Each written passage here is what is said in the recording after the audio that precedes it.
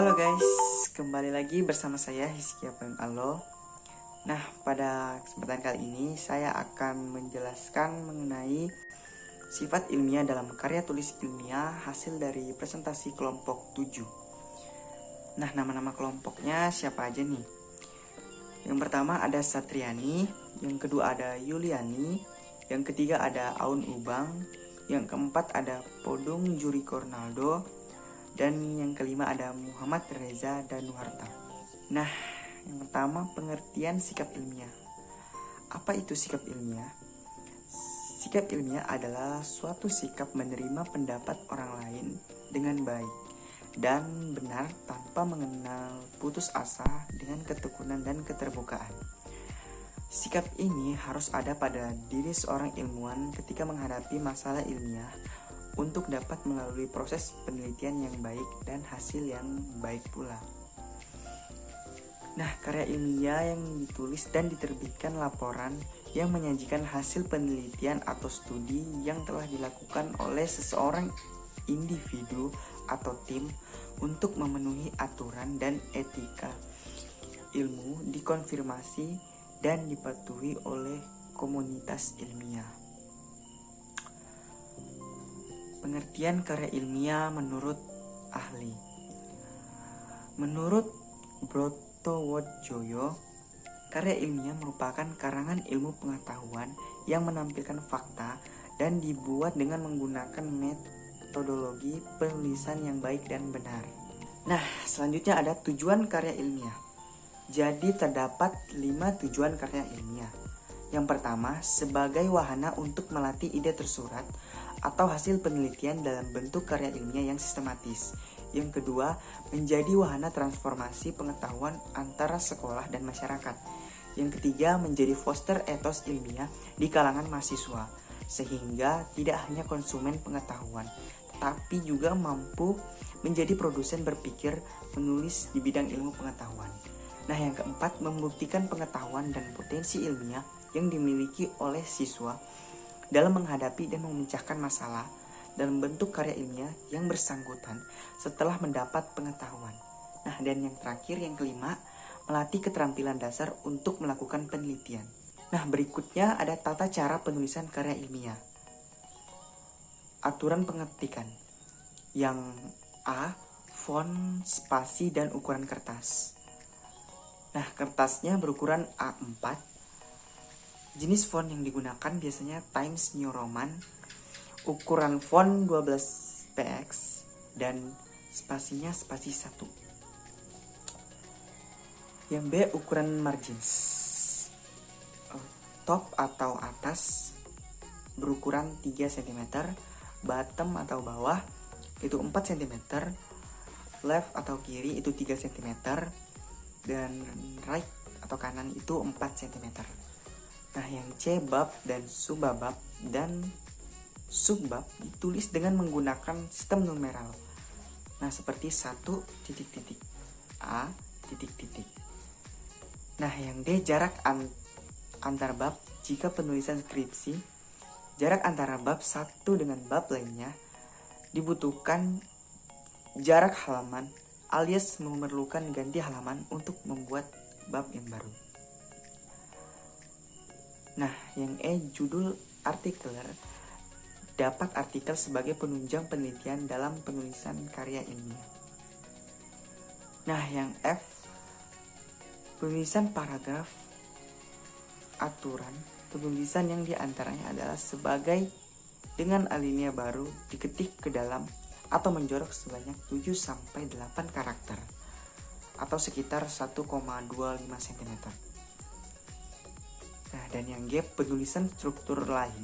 Dalam penulisan nama-nama penulis dan alamat institusi dalam karya ilmiah ini ditulis yang letaknya tepat di bawah judul artikel. Nah, berikutnya ciri-ciri karya tulis ilmiah. Jadi terdapat 8 ciri-ciri karya tulis ilmiah. Nah, yang pertama reproduktif. Artinya ditulis oleh peneliti atau penulis harus diterima dan dimaknai oleh pembacanya sesuai dengan makna yang ingin disampaikan. Nah, yang kedua, tidak ambigu. harus memberikan pemahaman secara detail dan tidak dikemas dengan bahasa yang tidak membingungkan. Nah, yang ketiga, menggunakan bahasa baku. Ini meliputi setiap aspek penulisannya, mulai dari penulisan sumber, teori, hingga penulisan kesimpulan. Nah, yang keempat, menggunakan kaidah keilmuan. Harus menggunakan kaidah keilmuan atau istilah-istilah akademik dari bidang penelitian si penulis. Nah, yang kelima, bersifat dekoratif. Artinya, penulis karya ilmiah harus menggunakan istilah atau kata yang memiliki satu makna. Nah, yang keenam, terdapat kohesif. Harus memiliki kesinambungan antar bagian dan babnya. Dan bersifat straightforward. Maksudnya ialah tidak bertele-tele atau tepat sasaran. Dan yang ketujuh, bersifat objektif. Hal ini sangat penting karena karya ilmiah tidak dibuat berdasarkan perasaan si penulisnya. Nah, dan yang terakhir, menggunakan kalimat yang efektif. Nah, berikutnya tahapan sistematika penulisan karya tulis ilmiah. Yang pertama, bagian awal. Nah, yang A, halaman judul atau subbab.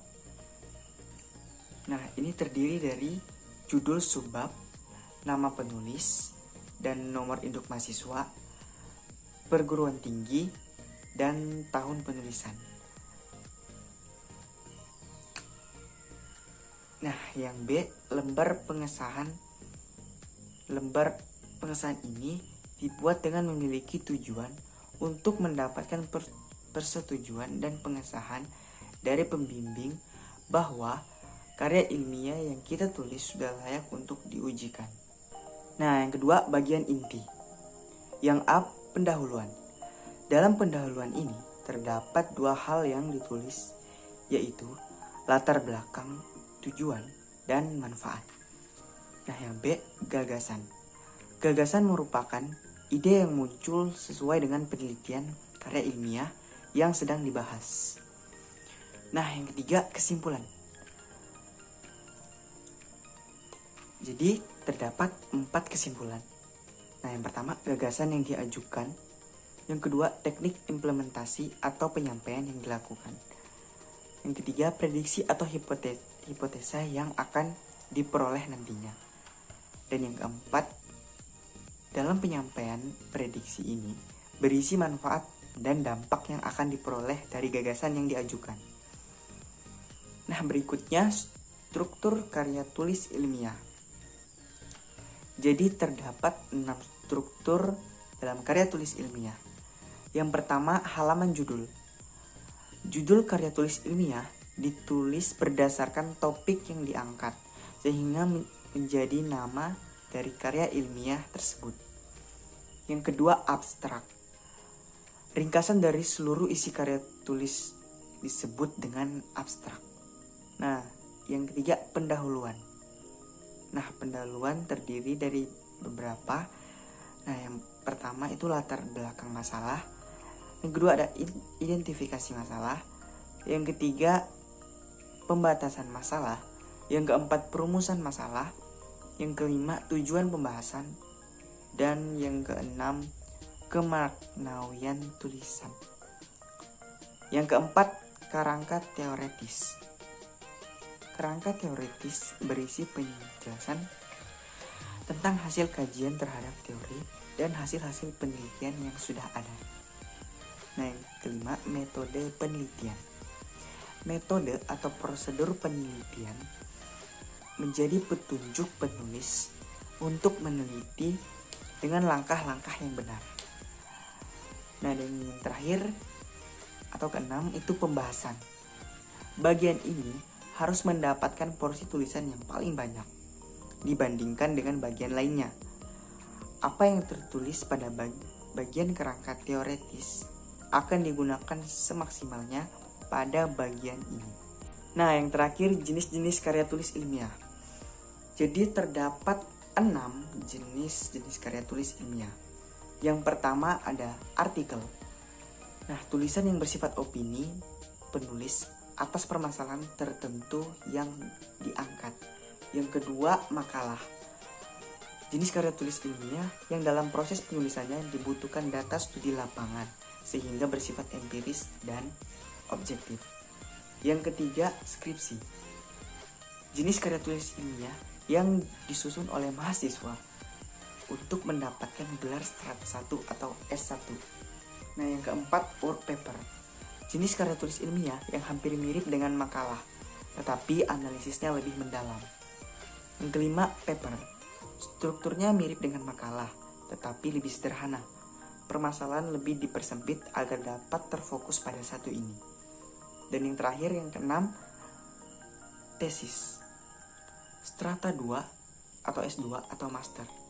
Perbedaannya dengan skripsi, tesis menganalisis suatu topik penelitian lebih kompleks, sehingga tingkat ilmiah dan tesis lebih kuat dibandingkan dengan skripsi. Nah, mungkin sekian pemaparan saya mengenai sifat ilmiah dalam karya tulis ilmiah, hasil dari presentasi kelompok 7. Mohon maaf sekiranya ada kesalahan kata dan kata-kata yang mungkin kurang dimengerti. Mohon dimaafkan dan kurang lebihnya saya ucapkan terima kasih.